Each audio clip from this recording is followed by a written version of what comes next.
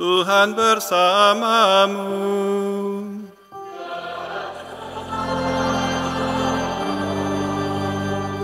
Inilah Injil suci menurut Yohanes.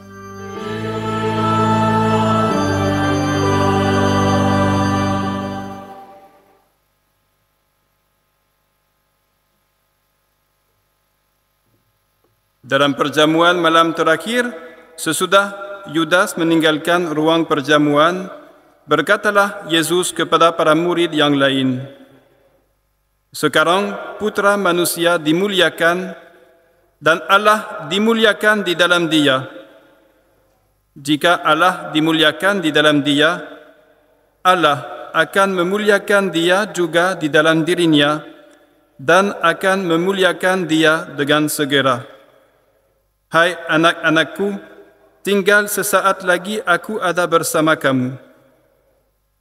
Aku memberikan perintah baru kepada kamu, yaitu supaya kamu saling mengasihi. Sama seperti aku telah mengasihi kamu, demikian pula kamu harus saling mengasihi. Dengan demikian, semua orang akan tahu bahawa kamu adalah murid-muridku, yaitu jika kamu saling mengasihi." Demikianlah sabda Tuhan. Terpujilah Kristus.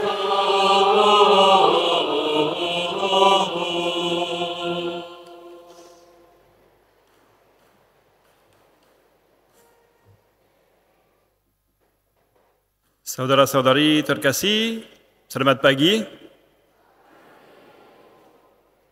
Anak-anak, selamat pagi. Beberapa minggu lagi sebelum komuni pertama ya. Saya mau mulai pagi ini, saya mau coba sesuatu bersama anda semua. Karena di Injil hari ini kita baru dengar ada sebuah perintah dari Yesus yang sangat penting. Saya mau coba kita menghafal bersama. Okey? Mungkin dua kelompok di sebelah kanan, kelompok satu, sebelah kiri, kelompok dua. Ayatnya adalah, "Sama seperti aku telah mengasihi kamu, demikian pula kamu harus saling mengasihi." Tidak terlalu panjang. Jadi yang di sebelah kanan, mulai bagian pertama dari ayatnya. "Sama seperti aku telah mengasihi kamu." Kita coba. "Sama seperti aku telah mengasihi kamu." Terus bagian kedua, kelompok dua. "Demikian pula kamu harus saling mengasihi."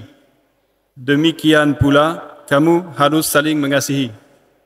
Kita coba ayat lengkap. "Sama seperti aku telah mengasihi kamu." Okey. Ini ayat yang penting dalam Injil hari ini. Jadi kita sudah tahu ya, kita diperintahkan oleh Yesus untuk mengasihi sesama bagaimana seperti Yesus telah mengasihi kita. Kita sudah tahu. Kita juga tahu ini tidak gampang ya. Dan kita juga bisa mungkin berpikir bagaimana caranya.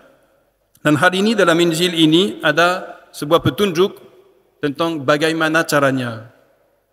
Karena kita diajak untuk mencintai seperti Allah. Jadi sekarang pertanyaan adalah bagaimana Allah mencintai.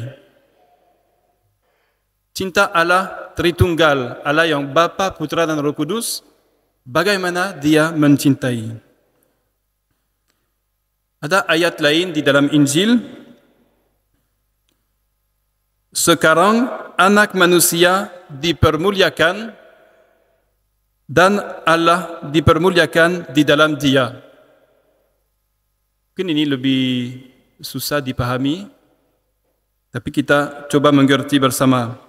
Sekarang anak manusia dipermuliakan dan Allah dipermuliakan di dalam Dia. Pertama, anak manusia dipermuliakan, yaitu Yesus dipermuliakan, yaitu Yesus dipermuliakan oleh Allah Bapa.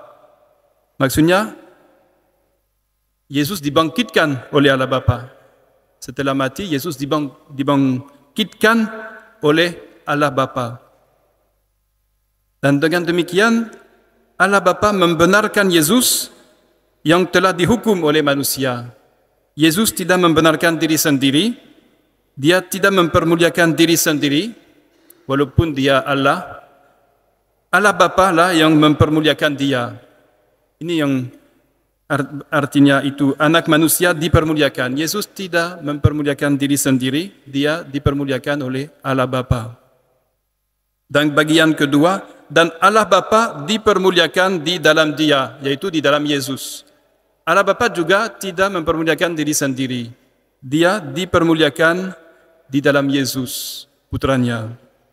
Kenapa? Karena Yesus hanya selalu mencari kemuliaan Allah Bapa. Bagaimana? Dengan menuruti kehendaknya, dengan selalu melakukan yang menyenangkan Allah Bapa. Dengan membuat Allah Bapa dikenal oleh orang lain, dengan mendorong orang-orang untuk percaya kepada Allah Bapa, dengan memberikan diri demi kasih kepada Allah Bapa. Jadi Yesus selalu memikirkan tentang Bapa, dan Yesus ingin kita percaya kepadanya dan mencintainya. Ya, mungkin dia telah mengajari murid-muridnya untuk berdoa bagaimana Bapa kami. Ya, anak-anak sudah tahu ya, Bapa kami itu kita diajari Yesus, dia mau bahwa kita percaya akan Allah Bapa. Dan dengan kata lain, entah Bapa, entah Yesus, tidak ada yang mempermuliakan diri sendiri. Mereka saling dimuliakan oleh yang lain. Dan demikian pula juga dengan Roh Kudus. Roh Kudus memberi saksi kepada Yesus dan kepada Bapa, bukan kepada diri sendiri. Dia bekerja di hati manusia supaya kita mengakui Allah sebagai Bapa kita dan supaya kita mengakui Yesus sebagai Tuhan kita. Ini kerjanya Roh Kudus. Jadi di dalam Dia Tritunggal tidak ada yang mempermuliakan diri sendiri. Jadi ini caranya Allah mencintai. Nah, sekarang kita diperintahkan untuk saling mencintai dengan cara yang sama. Artinya apa?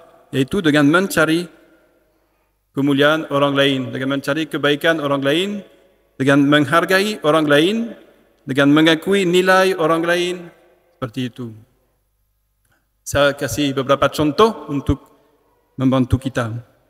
Misalnya pertama, sederhana tapi memang penting, dengan berbicara baik tentang orang lain. Baik saat mereka ada maupun tidak ada, ya, berbicara dengan baik tentang orang lain. Ini salah satu cara untuk menghargai mereka. Di dalam keluarga, suami tentang istri, istri tentang suaminya, orang tua tentang anak-anak, anak-anak tentang orang tua, atau juga tentang rekan kerja, atau murid, atau siswa, dan lain-lain, atau satu kelompok tentang kelompok lain, atau komunitas lain. Bicara baik tentang orang lain, tentang kelompok lain, itu salah satu cara untuk memang menghargai mereka, yaitu mencintai mereka. Cara lain mungkin dengan bersukacita tentang kesuksesan orang lain.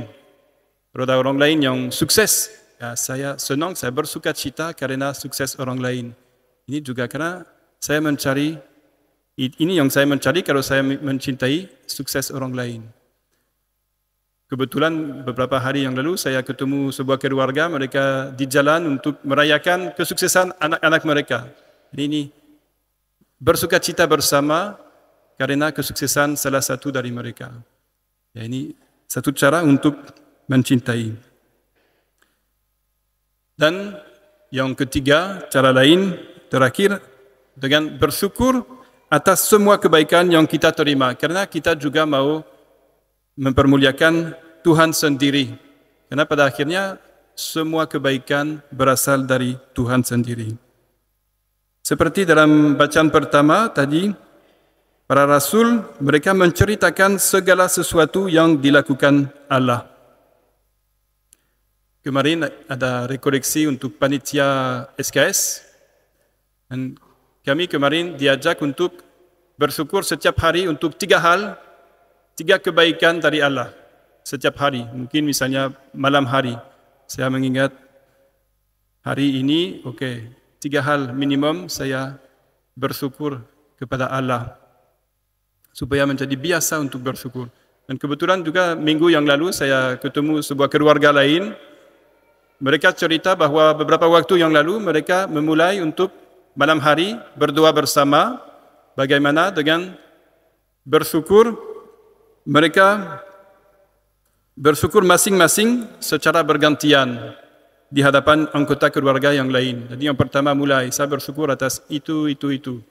Terus yang kedua, saya bersyukur karena hari ini.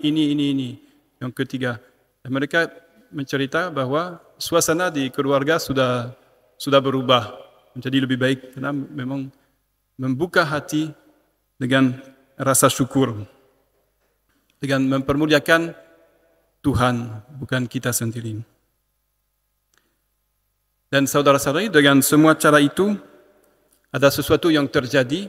Persatuan dan persekutuan dibangunkan di antara kita.